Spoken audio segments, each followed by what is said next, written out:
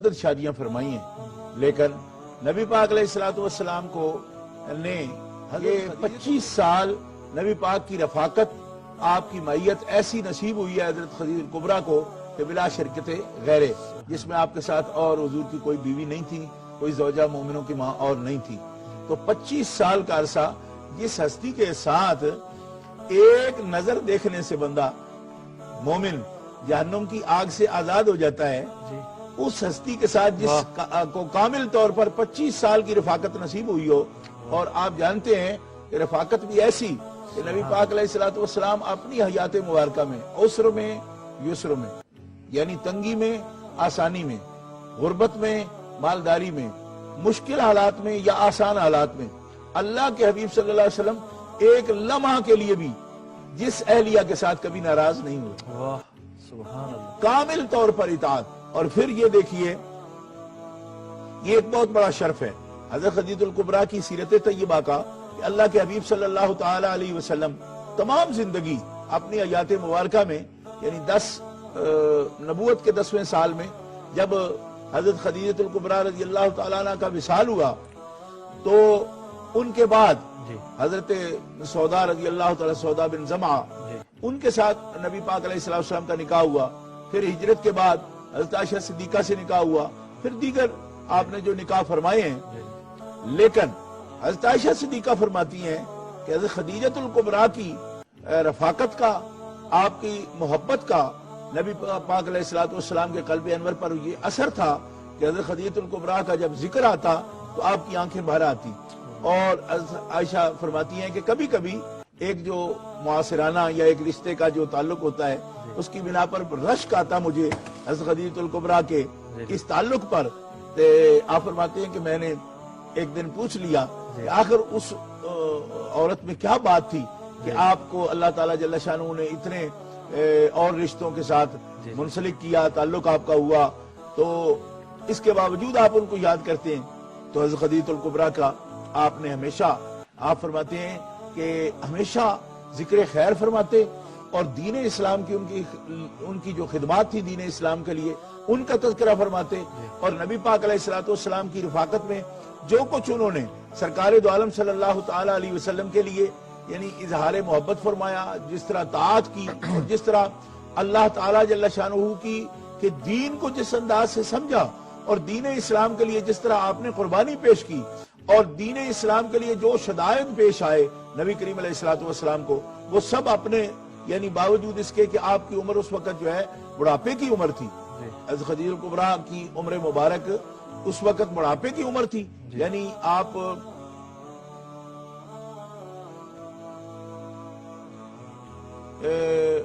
آپ کی جو عمر مبارک تھی اس وقت وہ آخری عمر اس کو کہا جا سکتا ہے۔ ایسی عمر مبارک میں جب انتہائی مصیبت آپ نے برداشت کی، یعنی 3 سال تک جو شیب ابی طالب میں بنو ہاشم کا بائیکاٹ ہوا اور محاصرہ رہا، انتہائی تنگی کا وقت تھا، تو اس وقت بھی حضرت ام المومنین خدیجہ الکبریٰ نبی کریم علیہ الصلوۃ والسلام کے ساتھ تھی، اور اس کے بعد آپ کا وصال مبارک ہوا ہے۔ یعنی مورخین لکھتے ہیں کہ تقریباً 6 ماہ کے بعد جب کہ محاصرہ ختم ہوا، تو 6 ماہ کے بعد جا کے آپ کا اس سے وصال مبارک ہوا ہے۔ تو آپ نے نہایت استقامت و جرأت کے ساتھ نبی کریم علیہ الصلوۃ والسلام کا ساتھ دیا ہے، اور جتنی بھی سختیاں شدائد دین کے بارے میں پیش آئے ہیں، حضرت خدیجہ الکبریٰ نے نہ صرف بڑے استقلال کے ساتھ، صبر کے ساتھ ان کو سہا،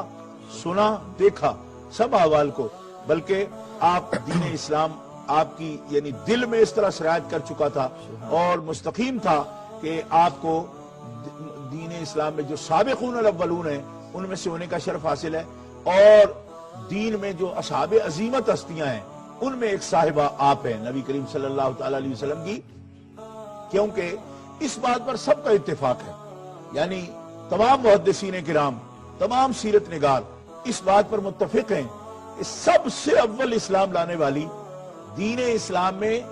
جن لوگوں نے بھی دعوت اسلام کو قبول کیا ان میں سب سے پہلی ہستی حضرت خدیجہ الکبریٰ کی، مردوں میں عورتوں میں سب سے پہلے،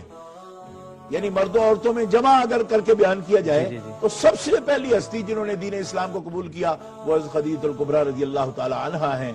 بچوں میں حضرت مولا علی شیر خدا ہیں اور بڑوں میں حضرت ابو بکر صدیق رضی اللہ تعالی عنہ اول المسلمین آپ کا خطاب ہے. اچھا، لیکن اس بات کو کہ حضرت خدیجہ الکبریٰ نے سب سے پہلے دین اسلام کو قبول کیا، اس بات کو بڑی اہمیت حاصل ہے، بہت زیادہ اہمیت حاصل ہے. یہ دیکھیے کہ اس کو مفکرین کس نظر سے لیتے ہیں، یعنی جو تھنکر لوگ ہیں، اسکالرز ہیں، وہ اس بات کو کس طرح لیتے ہیں کہ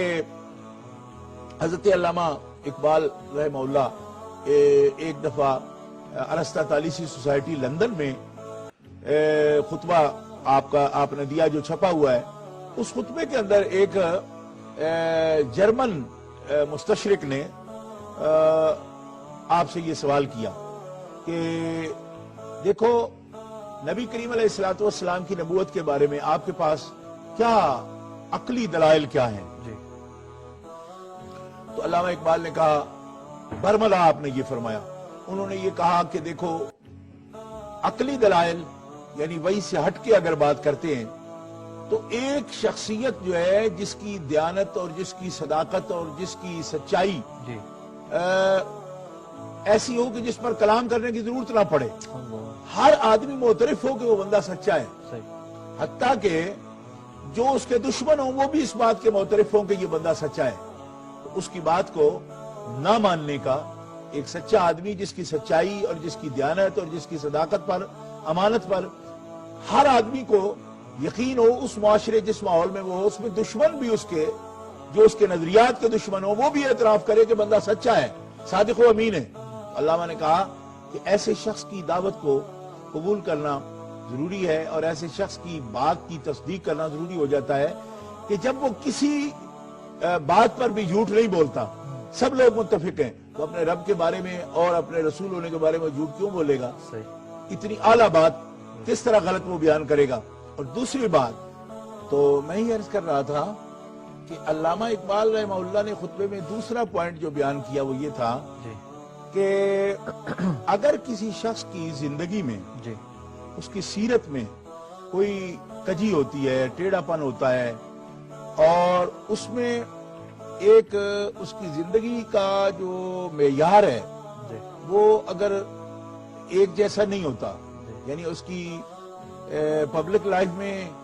اور پرائیویٹ لائف میں اگر کوئی ڈیفرنس ہوتا ہے اور اس کے بعد قول و فعل میں تضاد ہوتا ہے، تو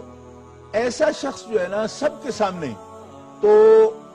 جو لوگ اس کی زندگی میں کچھ لمحات کے لیے آتے ہیں ان کے سامنے تو وہ اس طرح اپنے آپ کو نبھا لیتا ہے، لیکن بیوی سے کبھی بھی وہ یہ ایسی بات نہیں چھپا سکتا. اگر اس کی زندگی کا ڈبل سٹینڈرڈ ہے اور اس کی بات کا فرق ہے، دوگلا ہے کوئی بندہ اور اس کی بیوی سے وہ بات چھپی نہیں ہوتی. علامہ نے باقاعدہ حوالہ دیتے ہوئے اپنے خطبہ میں یہ بات کہی کہ ایسے لوگ جو ہوتے ہیں اگرچہ وہ پبلک میں جتنے بھی مقبول ہو جائیں لیکن گھر میں ان کی کوئی عزت نہیں ہوتی، اب بیویاں ان کو نہیں مانتی. اور کہتے ہیں محمد رسول اللہ کی رسالت پر عقلاً جو چیز مجھے سب سے زیادہ مجبور کرتی ہے کہ یہ رسالت ان کی سچی ہے اور یہ ہستی بھی سچی ہے، وہ سب سے پہلے ہماری ماں خدیجہ الکبریٰ کی تصدیق ہے. اگر محمد رسول اللہ کی باتوں میں فرق ہوتا، خدیجہ الکبریٰ کبھی بھی کلمہ نہ پڑھتی، اور کلمہ بھی پڑھنے سے پہلے جو تسلی کے لفظ حضرت خدیجہ الکبریٰ نے نبی کریم علیہ السلام کو پہلی وحی کی آمد پر، جب پہلی وحی آپ پر آئی ہے غار حرا میں اور جس کیفیت میں آپ گھر آئے ہیں اور جو الفاظ مبارکہ حضرت خدیجہ الکبریٰ نے نبی کریم علیہ السلام کو تسلی کے وقت آپ کے سر انور میں، آپ کے بالوں میں ہاتھ سے کنگھی کرتے ہوئے یعنی تسلی کے لیے آپ نے جو الفاظ مبارکہ کہے ہیں، علامہ نے کہا اگر رسول اللہ صلی اللہ علیہ وسلم نے بہت پکے دیانت والے، امانت والے،